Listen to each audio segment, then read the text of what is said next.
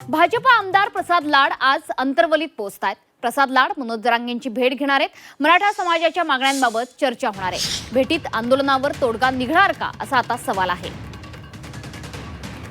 आरक्षणाच्या मुद्द्यावर पुन्हा एकदा मोठी हालचाल बघायला मिळते। आज सकाळी 9 वाजता भाजपा आमदार प्रसाद लाड मनोज जरांगेंच्या भेटीसाठी अंतर्वली सराटीत दाखल होत आहेत। मनोज जरांगे पाटील यांच्या प्रमुख मागण्यांवर यावेळी सविस्तर चर्चा होईल। यावेळी लाड यांच्यासह काही नेते सुद्धा सहभागी होतील। त्यामुळे या बैठकीकडे संपूर्ण राज्याचं लक्ष लागलंय।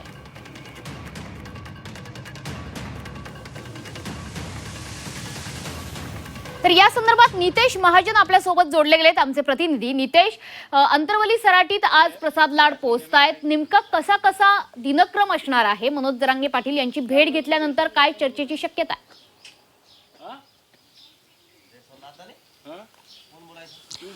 नक्कीच प्रसाद लाड यांची जी वेळ अंतर्वली सराटीमध्ये ठेवण्यात आलेली होती ती सकाळी 9 वाजेची होती। मात्र आता ही वेळ बदलण्यात आलेली आहे।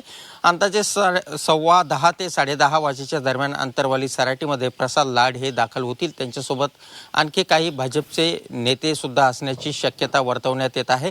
मनोज जरांगे यांच्यासोबत चर्चा करण्यासाठी प्रसाद लाड हे रात्रीच छत्रपती संभाजीनगरमध्ये दाखल झालेले आहे आणि आता 10:15 ते 10:30 वाजेच्या दरम्यान ते अंतर्वली सराटीमध्ये दाखल होतील। आपल्याला माहिती आहे की मनोज जरांगे पाटील यांनी प्रसाद लाड यांना अंतर्वली सराटीमध्ये चर्चेचं निमंत्रण दिलं होतं आणि त्यानंतर लाड यांनी ते निमंत्रण स्वीकारत यासाठी चर्चेला येण्याची तयारी दर्शवली होती आणि त्यानुसार लाड यांचा दिनक्रम ठरलेला आहे। 10:15 ते 10:30 वाजेच्या दरम्यान ते अंतर्वली सराटीमध्ये दाखल होतील आणि त्यानंतर मनोज जरांगे यांच्या मागण्याबाबत तसेच मराठा समाजाच्या मागण्यांबाबत ते त्यांच्याशी चर्चा करतील।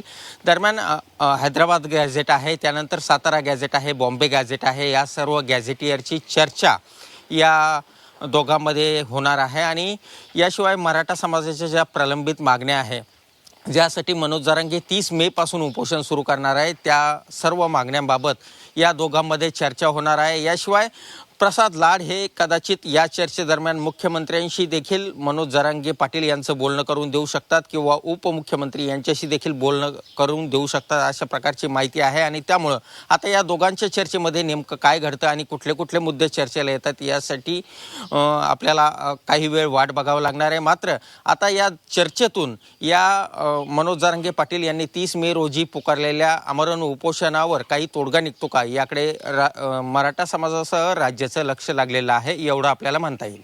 नक्कीच नितेश, धन्यवाद दिलेल्या या सविस्तर माहितीबद्दल। या भेटीवर तुम्ही लक्ष ठेवून राहालच।